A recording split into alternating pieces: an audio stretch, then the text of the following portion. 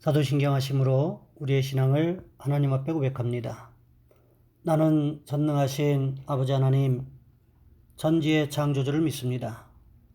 나는 그의 유일하신 아들 우리 주 예수 그리스도를 믿습니다. 그는 성령으로 잉태되어 동정녀 마리아에게서 나시고 본디오 빌라도에게 고난을 받아 십자가에 못 박혀 죽으시고 장사된 지 사흘 만에 죽은 자 가운데서 다시 살아나셨으며 하늘에 오르시어 전능하신 아버지 하나님 우편에 앉아 계시다가 거기로부터 살아있는 자와 죽은 자를 심판하러 오십니다. 나는 성령을 믿으며 거룩한 공교회와 성도의 교제와 죄를 용서받는 것과 몸의 부활과 영생을 믿습니다. 아멘. 찬송가 516장입니다. 옳은 길 따르라 의의 길을 세계 만민의 참된 길, 이 길 따라서 살기를 온 세계에 전하세. 만 백성이 나갈 길, 어두운 밤 지나고 동튼다. 환한 빛 보아라 저 빛, 주 예수의 나라 이 땅에 곧 오겠네 오겠네. 주 예수 따르라 승리의 주, 세계 만민이 나갈 길과 진리요 참 생명, 내 창검을 부수고 다 따르라 화평왕. 어두운 밤 지나고 동튼다. 환한 빛 보아라 저 빛, 주 예수의 나라 이 땅에 곧 오겠네 오겠네. 놀라운 이 소식 알리어라. 세계 만민을 구하려 내 주 예수를 보내신 참 사랑의 하나님, 만 백성이 따를 길, 어두운 밤 지나고 동튼다. 환한 빛 보아라 저 빛, 주 예수의 나라 이 땅에 곧 오겠네 오겠네. 고난길 헤치고 찾아온 길, 많은 백성을 구한 길, 모두 나와서 믿으면 온 세상이 마침내 이 진리에 살겠네. 어두운 밤 지나고 동튼다. 환한 빛 보아라 저 빛, 주 예수의 나라 이 땅에 곧 오겠네 오겠네. 아멘. 오늘 말씀 요한복음 8장에서 보겠습니다. 요한복음 8장 37절로 44절까지 말씀입니다. 제가 가진 성경은 신약성경 159쪽에 있습니다. 제가 봉독해 드립니다. 나도 너희가 아브라함의 자손인 줄 아노라. 그러나 내 말이 너희 안에 있을 곳이 없으므로 나를 죽이려 하는도다. 나는 내 아버지에게서 본 것을 말하고 너희는 너희 아비에게서 들은 것을 행하느니라. 대답하여 이르시되 우리 아버지는 아브라함이라 하니 예수께서 이르시되 너희가 아브라함의 자손이면 아브라함이 행한 일들을 할 것이거늘 지금 하나님께 들은 진리를 너희에게 말한 사람인 나를 죽이려 하는도다. 아브라함은 이렇게 하지 아니하였느니라. 너희는 너희 아비가 행한 일들을 하는도다. 대답하되 우리가 음란한 데서 나지 아니하였고 아버지는 한 분뿐이시니 곧 하나님이시리로다. 예수께서 이르시되 하나님이 너희 아버지였으면 너희가 나를 사랑하였으리니 이는 내가 하나님께로부터 나와서 왔음이라. 나는 스스로 온 것이 아니요 아버지께서 나를 보내신 것이니라. 어찌하여 내 말을 깨닫지 못하느냐? 이는 내 말을 들을 줄을 알지 못함이로다. 너희는 너희 아비 마귀에게서 났으니 너희 아비의 욕심대로 너희도 행하고자 하느니라. 그는 처음부터 살인한 자요 진리가 그 속에 없으므로 진리에 서지 못하고 거짓을 말할 때마다 제 것으로 말하나니 이는 그가 거짓말쟁이요 거짓의 아비가 되었음이라. 아멘. 오늘 본문의 말씀을 가지고 누구의 영향을 받고 있는가라는 제목으로 함께 말씀을 살펴보겠습니다. 어느 교회에 100여 명의 신도가 모이는데 새로운 담임 목사님으로 A 목사님을 모셨습니다. 부임 첫 주일에 요한복음 3장 1절에서 12절의 본문을 통해서 천국에 가기 위해서는 반드시 우리 모두가 거듭나야 한다고 힘주어 강조하셨습니다. 주일 저녁 예배도 같은 본문과 같은 제목의 설교였습니다. 매 새벽 기도회 때도 수요일 저녁 예배 때도 그 다음 주일과 그 주간에도 그 설교뿐이었습니다. 마침내 교인들이 수군거리다가 장로님을 찾아와서 이렇게 말합니다. 목사님은 설교를 그것밖에 못하나 본데 그래가지고 어떻게 우리 교회를 이끌 수가 있겠습니까? 장로님께서 목사님에게 설교를 좀 바꾸어 해주실 수 없느냐고 권면해 주시면 안 되겠습니까? 어느 날 장로님께서 목사님과 점심을 같이 하며 부탁을 드렸습니다. 그랬더니 네 장로님 하나님께 기도해 보겠습니다 라고 대답을 하셨습니다.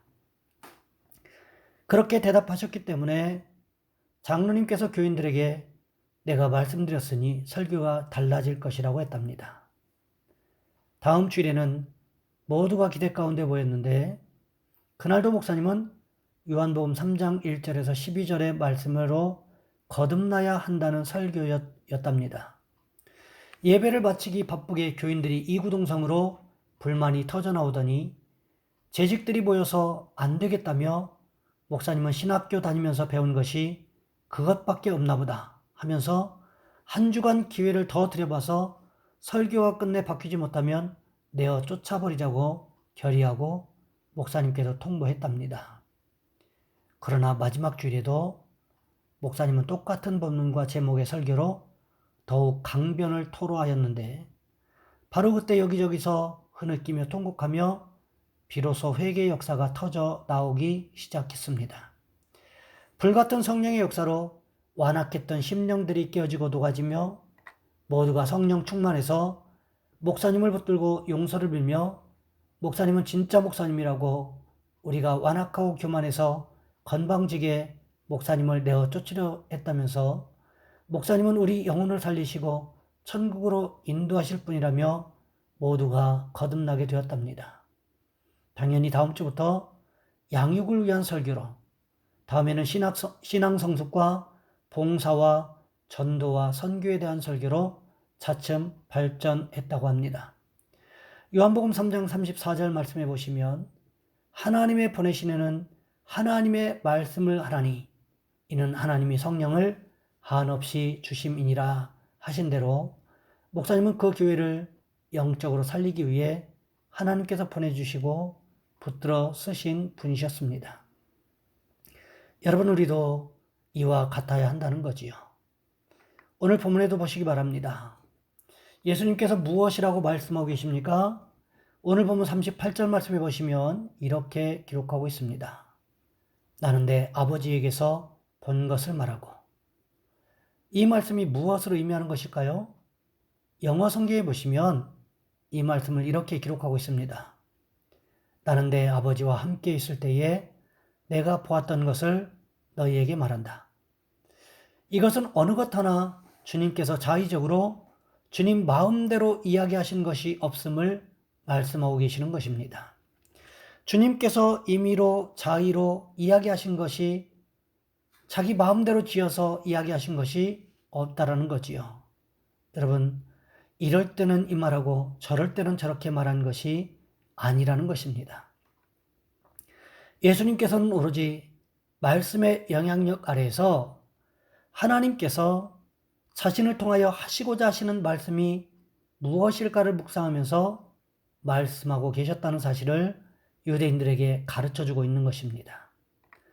오죽하면 예수님께서 십자가에서 돌아가실 때에도 마지막 말씀이 무엇이었습니까?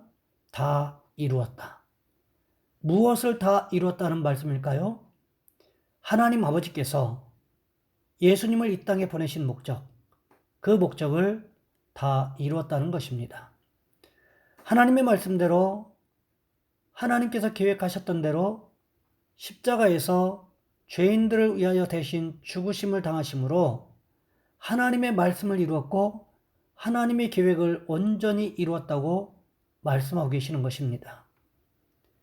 이렇게 말씀할 수 있었던 비결이 무엇이었을까요? 그것은 바로 말씀의 영향력 아래 계셨기 때문이라는 것입니다. 하루를 시작하면서 기도로 하나님과 교제하셨고 하루를 마무리하면서도 기도로 하나님과 교제함으로 인해서 하나님의 뜻이 무엇인가를 명확하게 깨닫고 계셨기 때문에 가능했다는 것입니다. 그럼에도 불구하고 바리새인들이 여전히 이야기하고 있는 것은 우리는 아브라함의 자손이다라는 자부심이었습니다. 그러자 예수님께서 무슨 말씀을 하십니까? 오늘 본문 39절과 40절 말씀해 보시면 이렇게 기록하고 있습니다. 대답하여 이르되 우리 아버지는 아브라함이라 하니 예수께서 이르시되 너희가 아브라함의 자손이면 아브라함이 행한 일들을 할 것이거늘 지금 하나님께 들은 진리를 너희에게 말한 사람인 나를 죽이려 하는도다. 아브라함은 이렇게 하지 아니하였느니라. 이것은 무엇을 의미하는 말씀일까요? 겉모양은 아브라함의 자손들이었다라는 거지요. 하지만 속마음은 어떻다는 이야기입니까? 아브라함과 전혀 상관없는 모습으로 살아가고 있었다는 것입니다. 아브라함은 자신과는 다른 손님을 대접하기는 했지만 그들이 자신과 다르다고 해서 해치려고 하는 그런 엄청난 행동은 하지 않았다라는 거지요. 예수님께서 바로 이것을 지적하고 있는 것입니다. 이것이 그 사람의 영적 수준이라고 할 수 있습니다. 하나님과 올바른 영적 교제 속에 있는 사람은 교회를 비난하거나 교회를 향하여 손가락질하지 않습니다. 하나님과 올바른 영적인 교제 속에 있지 않기 때문에 교회를 비난하고 교회를 향하여 손가락질하는 것입니다. 이것은 또한 주변에 어떤 영성을 가진 사람들과 교제를 하고 있는가, 만남을 가지고 있는가 하는 것도 상당히 중요하다는 것을 우리는 생각해 보아야 합니다. 사람은 누구를 만나느냐에 따라서 그 사람의 운명이 바뀔 수가 있다는 거지요. 내가 만나고 있는 사람이 영적으로, 육적으로 유익하지 못하다는 판단이 들면 과감히 그 관계를 청산해야만 합니다. 도둑놈을 따라다니다가는 결국 감방에 들어갈 수밖에 없는 운명이 되고 맙니다. 강도를 따라다니다가는 나도 모르는 사이에 어느덧 강도가 되고 말 것입니다. 그렇다면 어떻게 해야 이 문제를 해결할 수 있겠습니까? 기회가 있을 때 그런 부적절한 관계는 끊어야 한다는 것입니다. 우리도 마찬가지라는 거지요. 하나님 보시기에 부적절한 관계가 있다면 그것을 끊어버려야 합니다. 내게 즐거움을 주고 내게 위안을 주는 모임이라고 할지라도 하나님 편에서 생각해 볼 때 그것이 올바르지 않다는 판단이 들면 그런 자리에 참석하는 것을 과감하게 정리할 필요성이 있습니다. 왜 그렇습니까?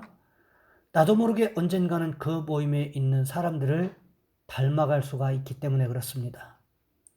나도 모르게 어느 사이인가 그 사람들과 비슷한 언행을 하게 되고 삶의 모습도 닮아가게 될 것이기 때문에 그렇습니다.